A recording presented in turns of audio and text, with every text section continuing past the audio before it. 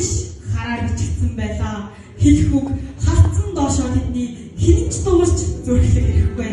Гэвч нэгэн өдөр тэнгэр нэжигдэж хан нурааж итгэл сэтгэл цуурайсан юм. Гэрэл биш харин итгэл ассан юм. Гэрэл биш харин сэтгэл төрсөн юм.